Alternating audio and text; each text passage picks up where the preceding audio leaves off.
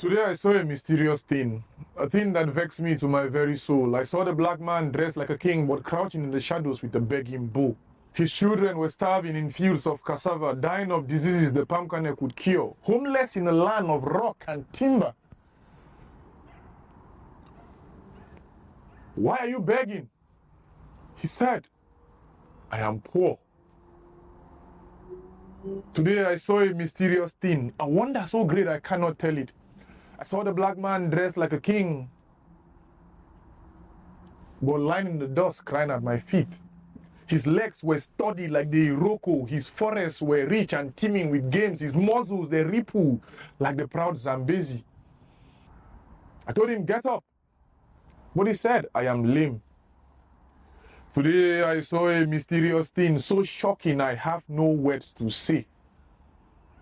I saw the black man dressed like a king, was standing like the lost by the highway. He huddles in a cage that had no gate.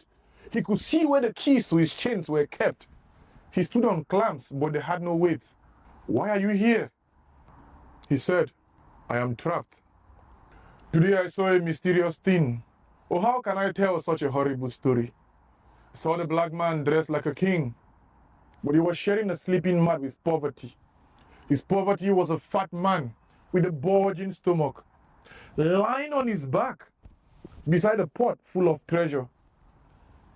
This reality was all he seemed to lack, that he could wake up and remake his own future. This knowledge was all he seemed to lack, that he could wake up and make his own future.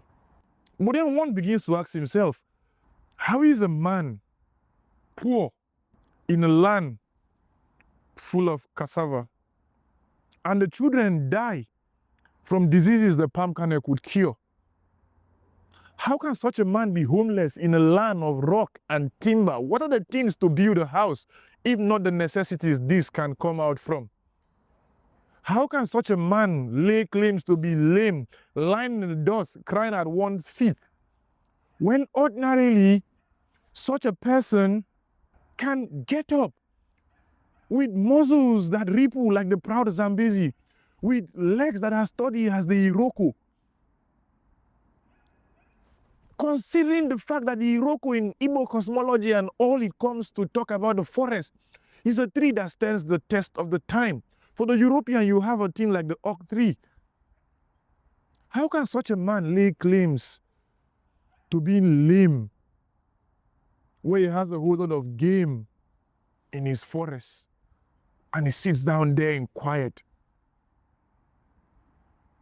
How can this person, this man, this woman, how can you and I lay claims of being poor, being broke, being trapped,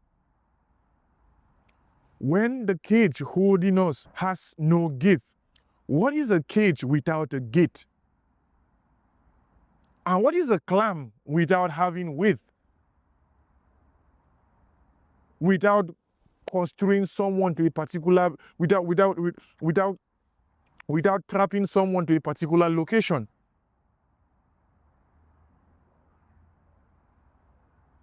And then we are just walking around as though we are lost.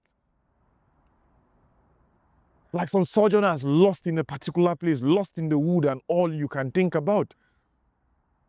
And when we are asked, we said, we are poor, we are lame, we are trapped. How can you be trapped in such a place? How? How is that even possible? And how can you lay claim of being poor when you are lying beside poverty and you allow poverty lie on your back beside a pot full of treasures? The answer is in Dike's conclusion. It is in the fact and the case that we have not been so responsible. We have not been so intentional about leading our lives well, which brings me also to the assertion of Chinua Achebe. The problem of Nigeria is simply and squarely a failure of leadership. Leadership on all fronts. We all have failed to be the people we ordinarily were supposed to be. And like he said in the beginning, in the first chapter of The Trouble with Nigeria, We've lost the 20th century. Are we bent on losing the 21st century? My people, God forbid. That is what Achebe said. God forbid. God forbid we lost the 21st century. God forbid we lost the 21st century. But we are almost doing that. All it takes is for us to think critically out of the hunger in our stomach and in our minds. And Dike is a go-to in terms of references. His poems are so nationalistic. His ways of thinking seek to emanate and bring us out of the slavery we have allowed ourselves to be in. Brother, sister, get out of your comfort zone. The world is not easy. Get a thing to do. Talk to your politicians, talk to your lawmakers, talk to your policymakers. Have communications with your law enforcement agencies. The judiciary has failed us. We all have to revamp all of this. Because if we don't do this, we labor in vain. And as he said in Fix the Politics, until they are there in office, men and women with a heart for selfless service, no tribe, no tongue, just commitment to build a functional nation that fills us all with pride. Until they are there in the highest office, men and women with a heart for selfless service. No region, no religion, just commitment to nation. Until we elect them, we labor in vain. Because a broken road does not understand Igbo. It will not maim the Fulani and let the rest of us go. The accident it will cause will take all lives. So when a vehicle somersaults, it breaks all bones. And so you can speak Nupe till morning comes. It will not build libraries in our public schools. And when a young woman, lies dying in childbed, your fluency in Ijo will not save her life. For Christian or Muslim, it makes no difference when you are being driven around in an ambulance from hospital to hospital in search of oxygen. Northern or Southerner, you die suffocating. You die of causes easily preventable, like no fuel for police to respond to your distress call. No water, no light, no jobs, no nurses. Nothing kills as efficiently as bad governance. Nothing kills as efficiently as a politician in high office with low mentality. A politician in office who do not pay salary, whose response to bad road is bigger SUVs, who set up committees and publish white papers, presiding over affairs that never improve. Politicians in office with minds in London, perpetual latecomers to every meeting, irritated by anyone with a different opinion, who see the people as a throne to sit on. Politicians who personalize the state, who criminalize criticism and terrorize dissent. Nothing in society kills as efficiently as a politician in office, high office at that matter, with low mentality. And we see them in our National Assembly, we see them in the past, we've seen them in the present, we've seen them. How they get to lead us and how they get to govern the police we have come to have as a country tells to the opportunities we as a people can get. Just like the songwriter and musician, passenger will get to say, you can only buy what you are being sold.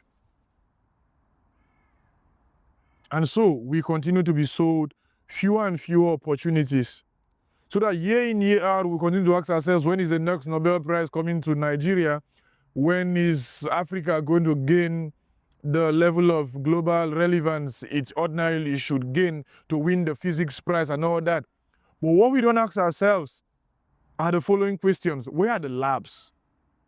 Where are the hospitals? Where are the universities willing to equip our engineers and our scientists and those coming forward as to ordinarily what they should do? Where are they? Who gets to give our kids these ideas of ordinarily how they ought to go? Who get to give them the ways they ordinarily should be thinking?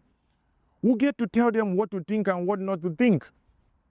If we don't do this, how do you think they're just going to get the idea of being an astronaut when they have not had any encounter with the idea of being an astronaut or as this thing, astronomy before? Or being a surgeon, or being a nurse, or being a dentist, or being a good student, or becoming a better professor than the crop of guys we have in our universities that mess up a whole lot of things, or our religious leaders that have failed us, or our political class that have gone down the drain as though we don't know what we are doing. We living as though we are beasts. We living below the benchmark of the 21st century when it comes to basic amenities. We living below the threshold of what you can consider poor. We are the poorest of people living around abundance. We have buildings. If you go to Asokoro, you see a whole lot of buildings. If you go to Banana Island, if you go to the island, you get to see all these stuff starched in places. I'm not a person who is against prosperity and all that, but we've not done it collectively. We've not asked ourselves the right questions, so that there's barely a business that goes on in the country that don't have 1 or 2 K here and there. And so, as Dike will get to say, the knowledge we all seem to lack is the fact that we can get up and remake our own future. We can look to the West for Twitter and Facebook, Dike will tell us. But what will bring about the greatness of our people, we have to look for it from within. Nomo Sankara is a place to go to as a point of reference for a young man who died before 40 and what he achieved in the short span of his life and the brutality that saw to his death and all of that. Patrice Lumumba, Kenneth Kaunda, Amilcar Cabral, Kwame Nkrumah, Julius Nyerere, Patrice Lumumba, and PLO, of course, who is currently doing a whole lot of stuff. For if we continue to sit down like this and tell ourselves everything is going to be fine and God is going to come from heaven down to earth to solve our problems, we lie. We lie. For Dike continues and maintains, you and I can fix all this. You and I can solve all this. We need neither God nor the devil, if they exist, and if they are up there or down, wherever we have been told. We don't need them to solve our problems. It is you who do the things you do to me. It is I who get to do the things I do to you. We are the ones that get to betray ourselves. And until we fix our problems, we crumble together. Because the same things that bind us, as Dike will maintain, are things driving us apart. As he maintains, the wall and the bridge are both in the heart. I am Biring Bobi Nemeka. I'm your brother. Together we can build a better world.